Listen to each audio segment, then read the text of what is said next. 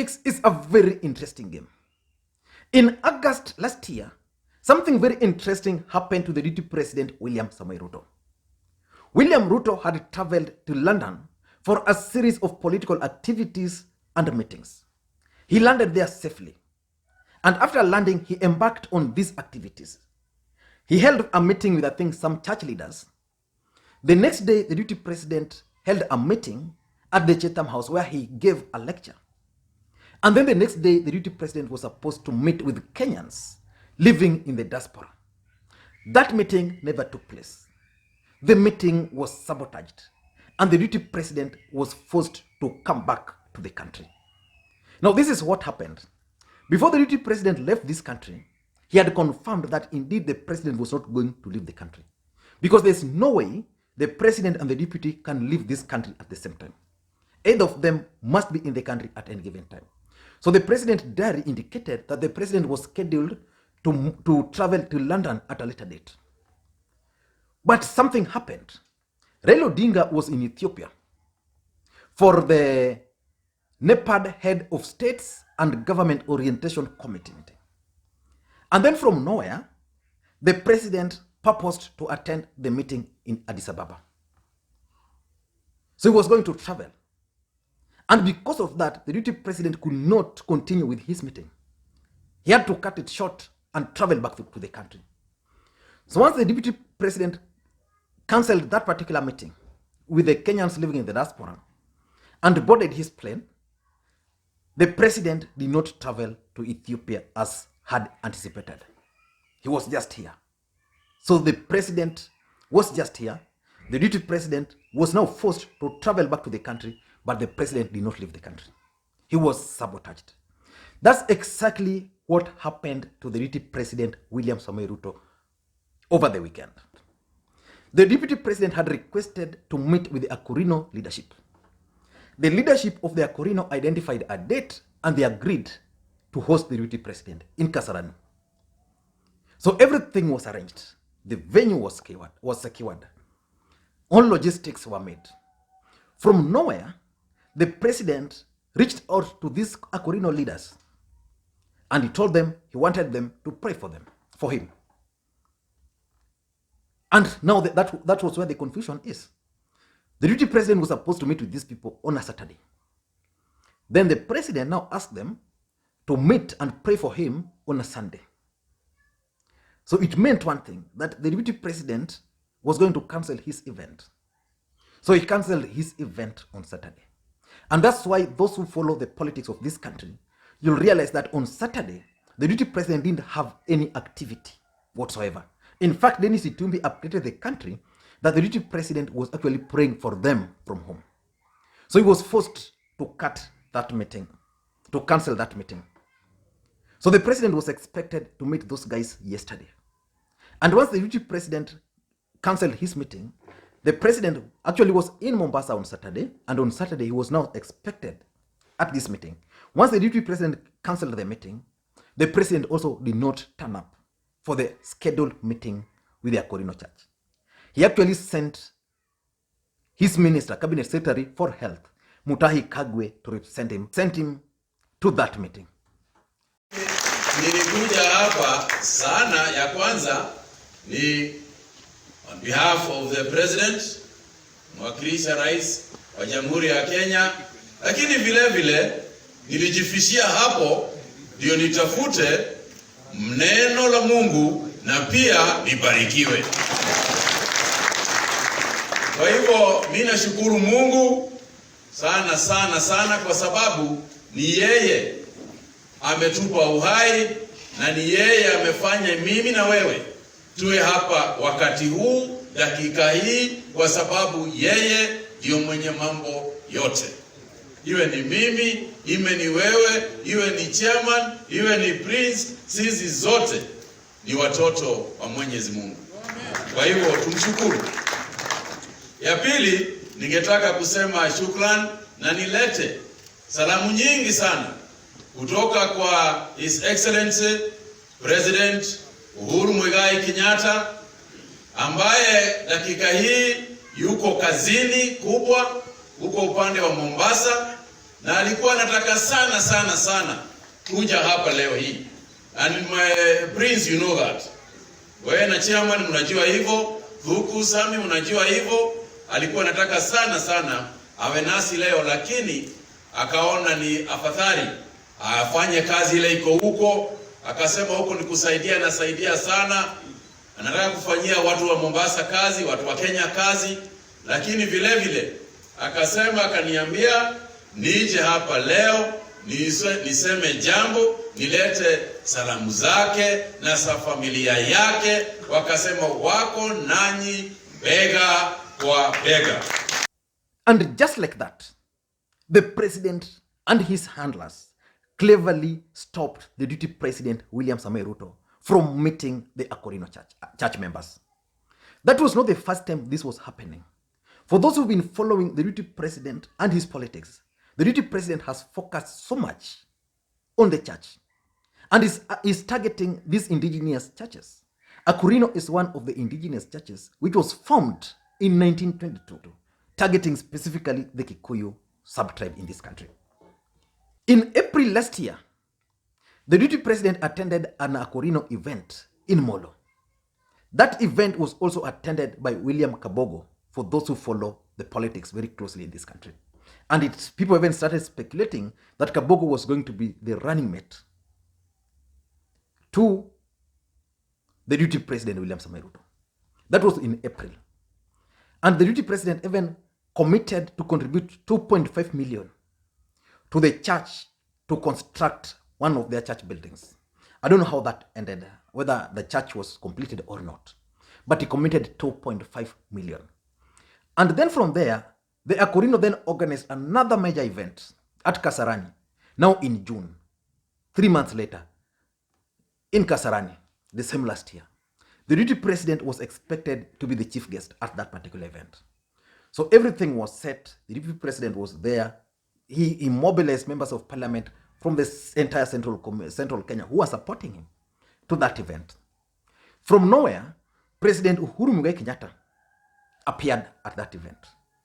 And the president used that occasion to lecture the allies of the deputy president William Ruto. In fact, the president switched to Kikuyu. I want you to listen to this clip which was prepared by the Citizen TV so that you can understand where we are heading to, because I want to explain to you guys why probably the president is keen on stopping the deputy president in central Kenya. Omothe ne nguga na ndaria na ruga itu na no guthiururuka gwitu na ni ngwira andu mikore ino tuthurite tureta siasa matigecirie nie ndi kihiki yao na matikundugamia barabara iria ndithondekeire iria ndirenda gukinya na kuria ndirenda gutwara andu aitu na kuria ndirenda kumakinyia. Nie ndiaheirwo kura neo, nie ni ndamacariirie kura. Inywe ne inywe mwanjikirire haria ndi na ngurugama na kihoto kiu kinya ndikie wira uria mwaheire. Ni mwaigua andu aitu giko giki gitige gutinda gikingia guku maki. The Deputy President's wing in the Jubilee Party has voiced its displeasure with the political deal Kenyatta entered into last year with his then erstwhile rival Raila Odinga. The deal, dubbed Handshake, has been seen by the pro-Ruto brigade as a hideous plan to scuttle the 2022 succession plan in the Jubilee Party. Kenyatta, however, insisting his sole intention was to secure peace for the Mount Kenya region. Na ngocariria andu aitu thayo kuria guothe nguruta na ndige ati andu aitu miaka ingi 50 eguka gutire mundu gathinagio hari ari akahuraga biashara yake na akarima mugunda wake na ageka maundu maria arenda agathomithia mwana wake. Nikuga ndoigire ndirenda siasa matigecirie ni kundisha mandishaga ga maruta kinya kou mathiaga tiga wone. Kenyatta raining a series of hard tackles at the central Kenya MPs, even terming them political crooks. Mundu agikorwo we mheshimiwa coka gicagi gwaku wake cukuru wikirire andu thitima na mbeca irio hetwo tiga guku guthiuruka ugitwiraga uria ukaneneha gutire kundu gathie utari na andu aya atige gutira makinegenia kila siku hapa ati tone maandikwo gatheti-ini nikio ndatiganire na maundu macio ma magatheti na ma Facebook macio Reka turute wira. DP Ruto was present at the event, played a low profile, thanking Kenyatta for choosing him as his two-term deputy. Now, that's President Uhuru Kenyatta hijacking an event which was organized for the deputy president, William Ruto. So the question is, what is the president's intention? What is his political objectives with the Akorino church? Because from all indications, the president is keen on thwarting any attempt by the deputy president to own the Akorino church. Because we all remember, or we all know, that the deputy president is keen on winning the support of the church for the purposes of 2022 general election. And some of the gullible churches we have in this country are actually these indigenous churches. They need the money. They can be easily manipulated. Why is President Uhuru Kenyatta so keen on thwarting any attempt by the deputy president to make inroads to Akorino Church? Akorino Church is one of the churches which has always supported President Uhuru Kenyatta. And just ahead of the last general election, President Uhuru Kenyatta gave them an assurance. I want you to listen to the assurance the president is giving them very closely. Then I give you what I think the president is up to. Kwa hivyo hakutaki kusikia ya kwamba mtu anaweza kusema ati kwa sababu wewe ni Mkurino wewe huwezi kwenda shule hii au huwezi kwenda mahali fulani. Kwa sababu katiba hiyo imetuambia ya kwamba that you cannot discriminate either on the basis of age, on the basis of ethnicity, on the basis also of religion. You cannot discriminate. Na mimi nataka tuseme hapa na nitaamurisha Wizara ya Elimu, kama kuna shule ambaye inachukua pesa kwanza ya serikali na ambayo inazuia Wakenya wengine kuingia hiyo shule, kitu cha kwanza ni hiyo shule tutakata pesa ya serikali. Kitu cha kwanza. Na ya pili ni kuchukulia wale ambao wanakataa hatua. Kwa sababu